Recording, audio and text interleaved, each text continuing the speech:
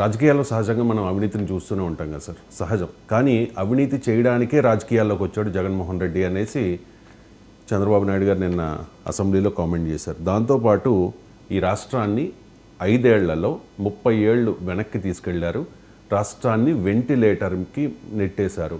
మోదీ సహకారంతో ఇప్పుడు మేము బయటపడ్డాం, మోదీ సహకారంతో బయటికి తెచ్చాం అని చెప్పి కామెంట్ చేశారు సార్. అంటే ఈ 5 నెలల కాలంలో 5 ఏళ్ల కాలంలో వెంటిలేటర్ మీదకి వెళ్ళిపోయిన రాష్ట్రాన్ని చంద్రబాబు నాయుడు గారు బయటికి తీసుకొచ్చారా? అది మోదీ సహకారంతో జరిగిందా? అది మీరు బడ్జెట్ డాక్యుమెంట్స్ ఉన్నాయి, ఫిగర్స్ కనుక చెప్తే మనం సంతోషిస్తాం. పొలిటికల్ స్టేట్మెంట్స్ ఏమున్నాయి, వీళ్ళు వాళ్ళని అంటారు, వాళ్ళు వీళ్ళని అంటారు, వీళ్ళు 30 ఏళ్ళు పట్టకపోయిందని వీళ్ళు అంటారు, 30 ఏళ్ళు పట్టకపోయిందని వాళ్ళు అంటారు. సో ఆ రాజకీయపరమైన ప్రకటనలతో నేనేం స్పందించలేను. కానీ హార్డ్ ఎకనామిక్ డేటా మనం కోరుకోవాలి. ఇప్పుడు 5 నెలల్లో కేంద్ర ప్రభుత్వం ఏ రకమైన సహకారం చేసింది, కేంద్ర బడ్జెట్ ద్వారా ఇప్పుడు కేంద్రం నుంచి ఎక్కడికి నిధులు వస్తాయి. ఒకటి కేంద్ర బడ్జెట్ ద్వారా ఆంధ్రప్రదేశ్కు ఎన్ని నిధులు వచ్చాయి, సెంట్రలీ స్పాన్సర్ స్కీమ్స్ ద్వారా ఆంధ్రప్రదేశ్లో ఎన్ని నిధులు వచ్చాయి, అలాగే మీరు ఇతరత్ర ఇంకేదైనా స్పెషల్ ప్రోగ్రామ్స్ ద్వారా నిధులు వచ్చాయా. సో ఆర్థిక పరిస్థితి అనేది రాజకీయపరమైన స్టేట్మెంట్ కాదు, ఆర్థిక పరిస్థితికి హార్డ్ ఫ్యాక్ట్స్ ఉంటాయి కదా.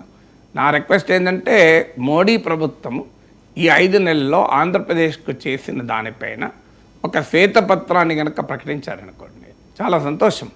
ఒక్క వైట్ పేపర్ ప్రకటిస్తే దానిపైన అందరము అభినందిస్తాం కదా, సంతోషమే కదా. ఇప్పుడు వెంటిలేటర్ పైన ఉన్న ఆర్థిక వ్యవస్థను బయటపడేస్తే ఆనందం కదా. మరి మోడీకి జగన్మోహన్ రెడ్డి కూడా మంచి రిలేషన్సే ఉండే. మరి జగన్మోహన్ రెడ్డి ఆంధ్రప్రదేశ్ ఆర్థిక వ్యవస్థను వెంటిలేటర్ మీద తీసుకెళ్తుంటే అన్ని రకాల సహకారం నరేంద్ర మోడీ ఎందుకు ఇచ్చాడు కూడా అడగాలి. ఎందుకంటే నరేంద్ర మోడీ సహకారం లేకుండా జగన్ 5 ఏళ్ళు బెయిల్ మీద ఉంటాడా? నరేంద్ర మోడీ సహకారంలో ఉన్నదని చెప్పి తెలుగుదేశం ప్రతినిధులే ఆ రోజుల్లో టీవీ ఛానల్లో ఉండి ఎన్నిసార్లు మాట్లాడలేదు. మోడీ సహకారము లోన్లు తీసుకోవడానికి, అప్పులు చేయడానికి, ఇష్టం వచ్చిన అప్పులు చేస్తానికి మోడీ సహకరిస్తున్నాడని ఎన్నిసార్లు టీడీపీ నాయకులు విమర్శించలేదు.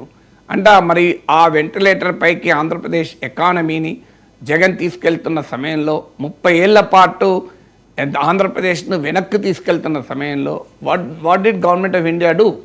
వీటన్నిటికీ అనుమతులు ఇచ్చుకుంటూ కూర్చున్నది కదా భారత ప్రభుత్వం. ఎందుకంటే ఇప్పుడు అప్పులు చేయాలంటే ఖచ్చితంగా కేంద్ర ప్రభుత్వానికి అధికారం ఉంటుంది, FRBN చట్టం ఉంది.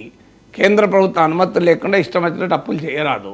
ఇది భారతదేశ రాజ్యాంగంలో ఉన్నటువంటి అంశం. దీనిపైన కేరళ ప్రభుత్వం సుప్రీంకోర్టు కూడా వెళ్ళింది, ఇది ఫెడరలిజానికి వ్యతిరేకమని. ఇప్పుడు మన దేశంలో ఉన్న స్కీమ్ ఆఫ్ ఫైనాన్సెస్ ప్రకారం గవర్నమెంట్ ఆఫ్ ఇండియా అనుమతి లేకుండా ఏ రాష్ట్ర ప్రభుత్వం కూడా ఇష్టారాజ్యంగా విచక్షణారహితంగా అప్పులు చేయరాదు. అందువల్ల మరి వెంటిలేటర్ పైకి తీసుకెళ్తున్నప్పుడు రిజర్వ్ బ్యాంక్ ఆఫ్ ఇండియా ఏం చేసింది, ఫైనాన్స్ కమిషన్ ఏం చేసింది, మోడీ ప్రభుత్వం ఏం చేసిందో తెలియాలి. 5 ఏళ్ల పాటు జగన్మోహన్ రెడ్డి ముఖ్యమంత్రిగా ఉన్న సమయంలో కేంద్ర ప్రభుత్వం ఎందుకు ఆంధ్రప్రదేశ్కి ఏమీ చేయలేదు? ఇప్పుడు చంద్రబాబు నాయుడు లెక్క ప్రకారమే ఏమీ చేయలేదు కదా. ఏమీ చేయనప్పుడు మరి ఇప్పుడు అంటే కేవలం మీ కూటమి ప్రభుత్వం ఉంటేనే రాష్ట్రానికి డబ్బులు ఇస్తా, లేకపోతే ఇవ్వమని మోడీ ప్రభుత్వ విధానమా? అందువల్ల ఈ 5 నెలల్లో మోడీ ఏ రూపంలో సహాయం చేశాడో మన కనుక డేటా ఉంటే మనం వ్యాఖ్యానించగలం. నాకు తెలిసినంతవరకు అమరావతికి 15,000 కోట్లు కూడా అప్పే, అదేమీ గ్రాంట్ కాదు. మరి స్పెసిఫిక్గా ఏ డబ్బులు ఇచ్చారో తెలియకుండా ఇచ్చే పొలిటికల్ స్టేట్మెంట్ పైన నేను వ్యాఖ్యానించలేను.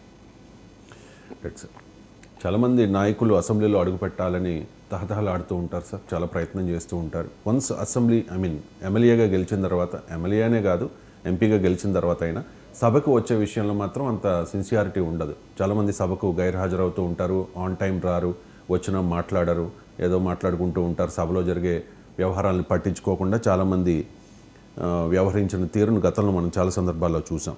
ఇప్పుడు జగన్మోహన్ రెడ్డి అండ్ టీం అంటే మిగిలిన 10 మంది ఎమ్మెల్యేలతో సహా ఆయన సభకు రావడం లేదు. ఇక మీదట వస్తారో లేదో కూడా గ్యారంటీ లేదు. సోమిరెడ్డి చంద్రమోహన్ రెడ్డి ఒక డిమాండ్ చేస్తూ ఉన్నారు సార్, ఒక ప్రపోజల్ చేస్తూ ఉన్నారు. సభకు